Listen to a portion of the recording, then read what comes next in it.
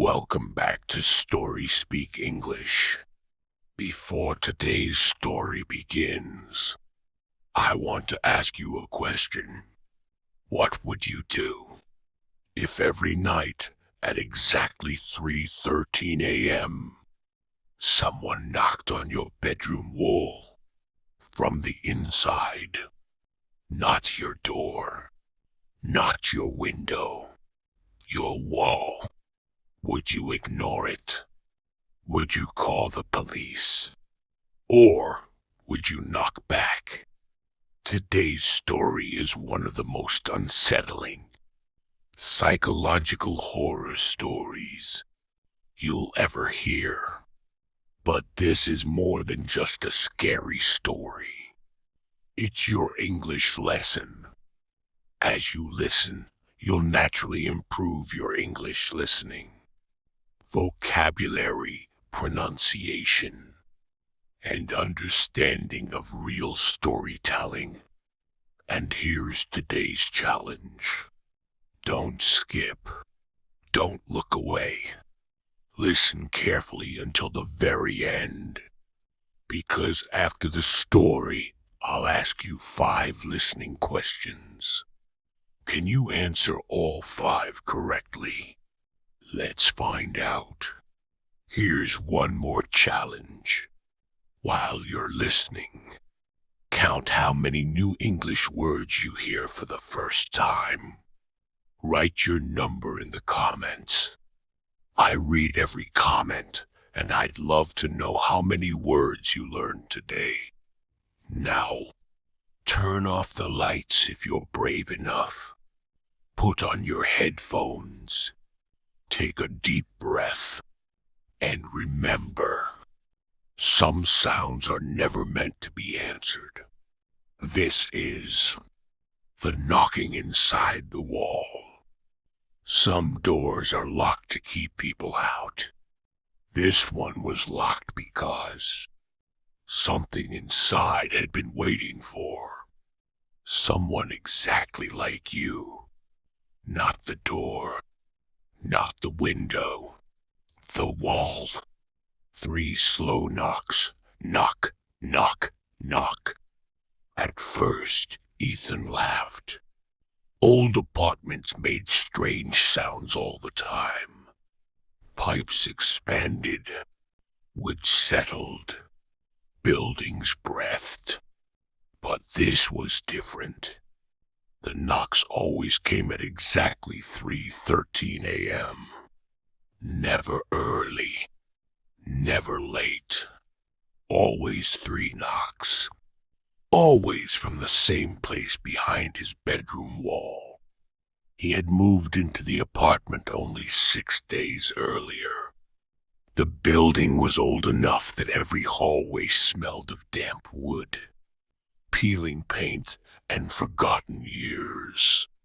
The elevator groaned as if it hated carrying people.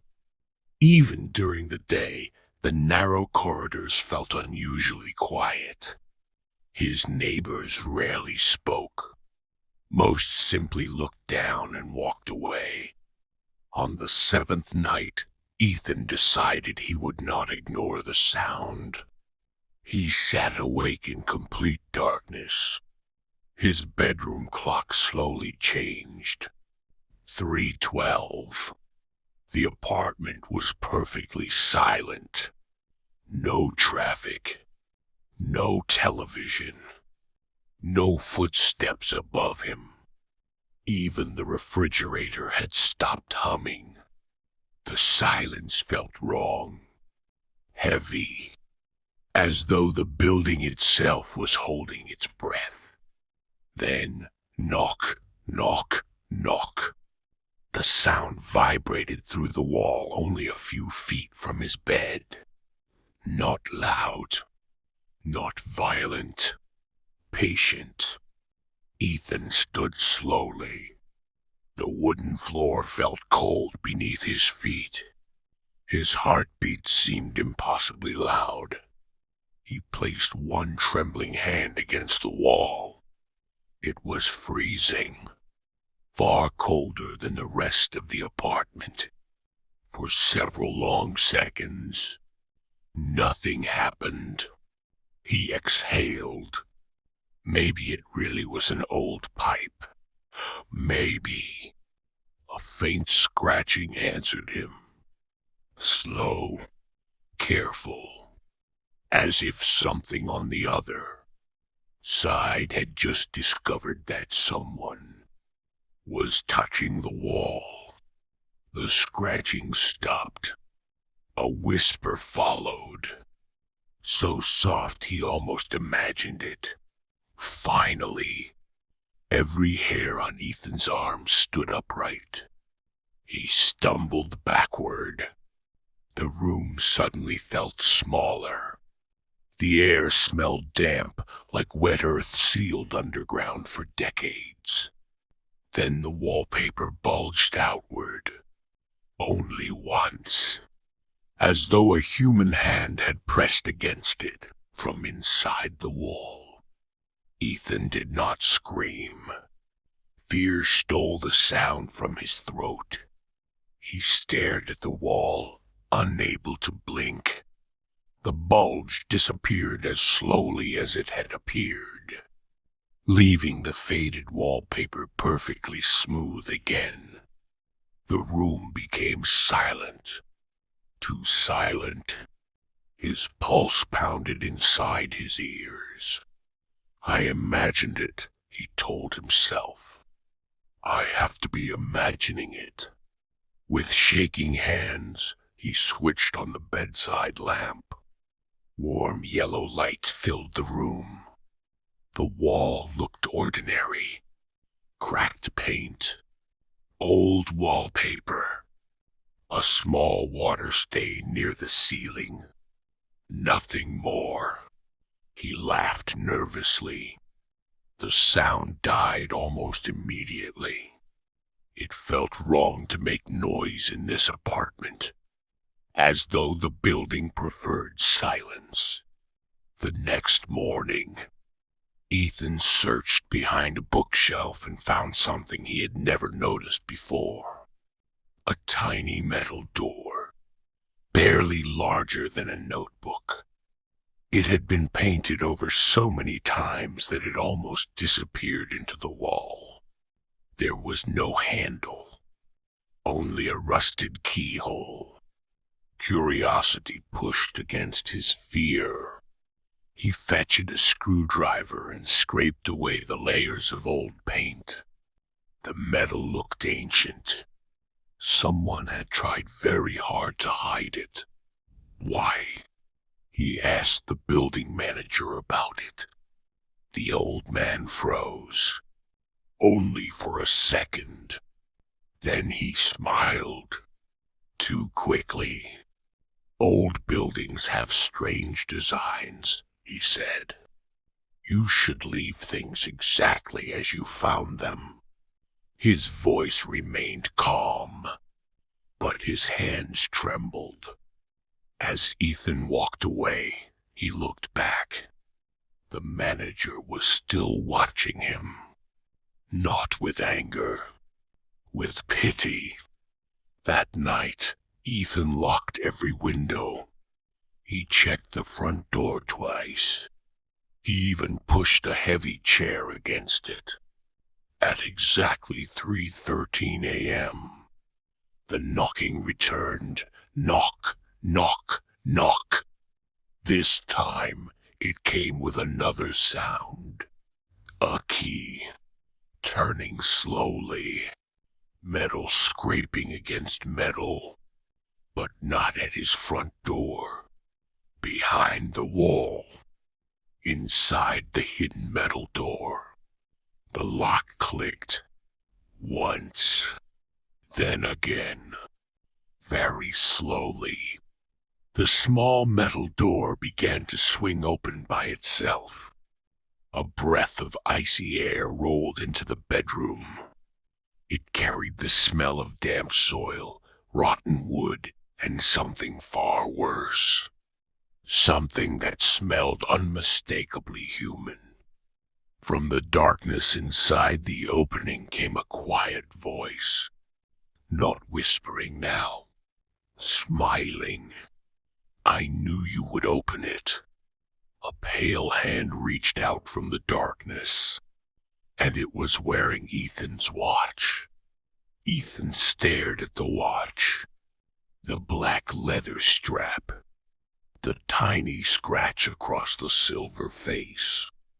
The missing buckle pin. It was his. The same watch he had taken off before bed. His wrist was bare. Cold rushed through his body. His breathing became shallow. Slowly, the pale hand withdrew into the darkness behind the hidden door, as if inviting him to follow. Every instinct screamed at him to run. Instead, he stepped closer. One careful step, then another. The opening was barely wide enough for a person to squeeze through. Beyond it stretched a narrow passage lined with rough bricks dripping with moisture. The air smelled of mold, wet stone, and something metallic. Blight.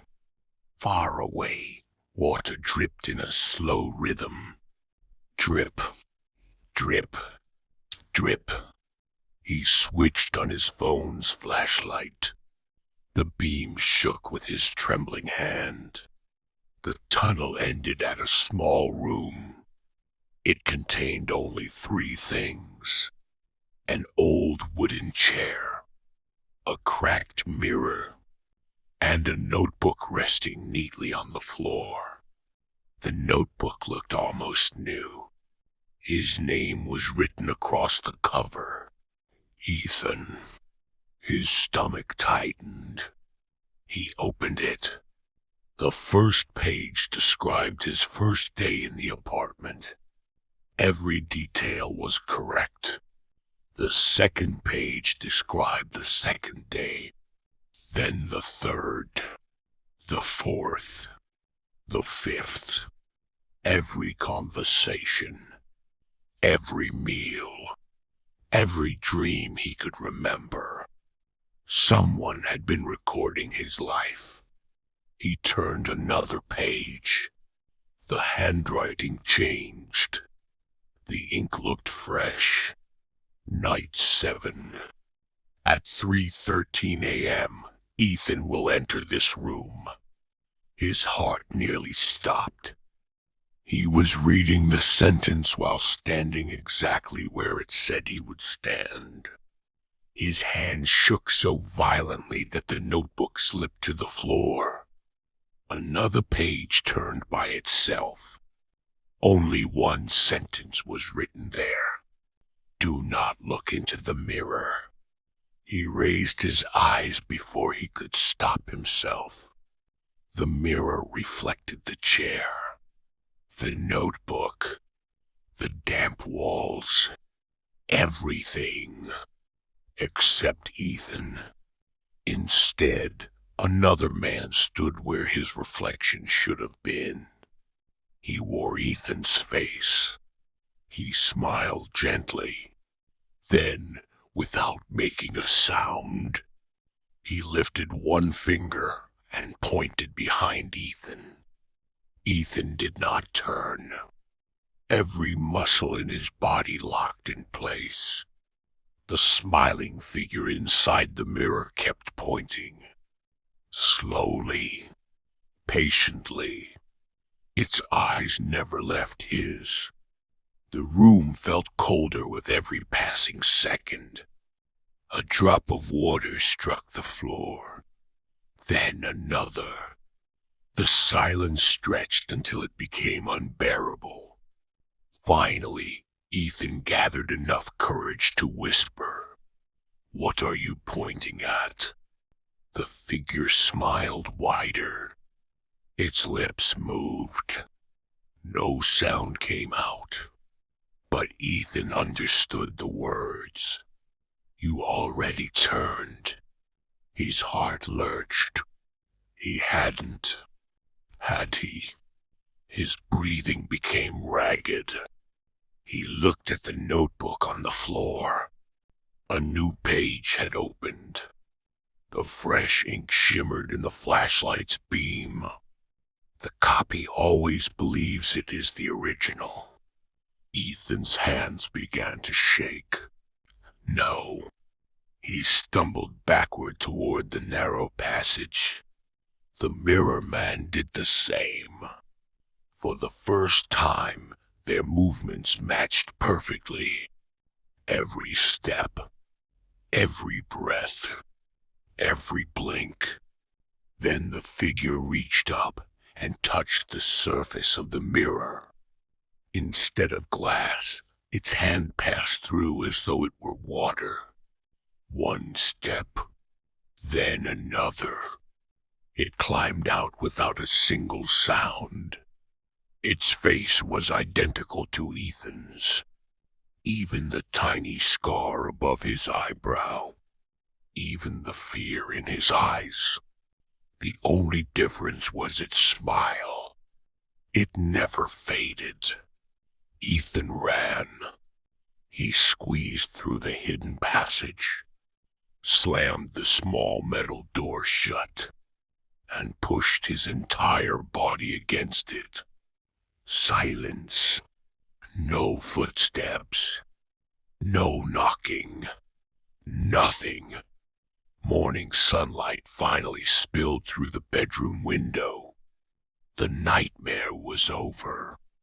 Or so he believed. He packed his belongings within an hour. He left the apartment without looking back. As he handed the keys to the building manager, the old man studied him for a long moment. Then he quietly asked, "Did it let you leave?" Ethan frowned. "What do you mean?" The manager sighed. "I've asked that question for 30 years. He looked directly into Ethan's eyes. "I've never been sure which ones are the people, and which ones walk out smiling."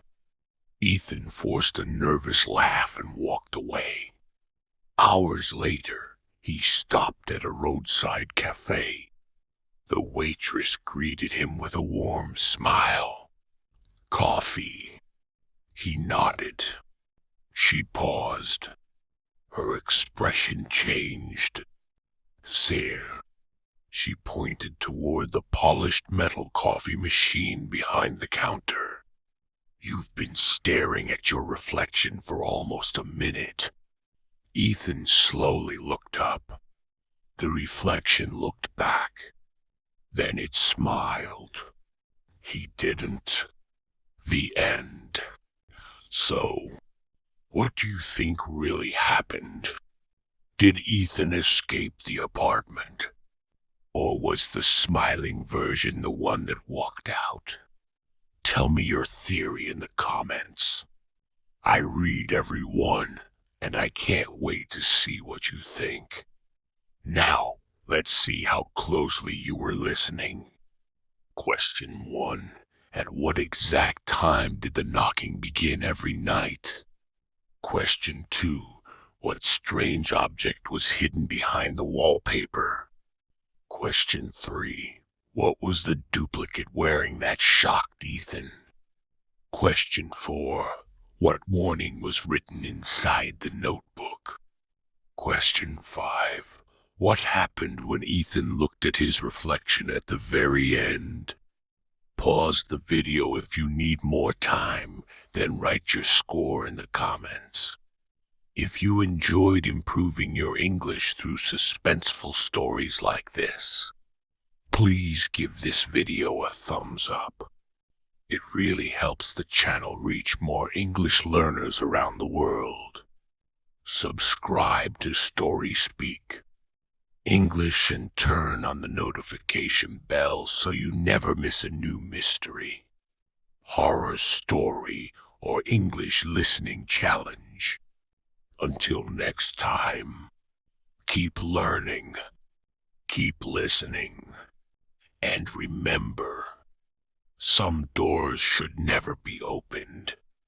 Good night, and sweet dreams.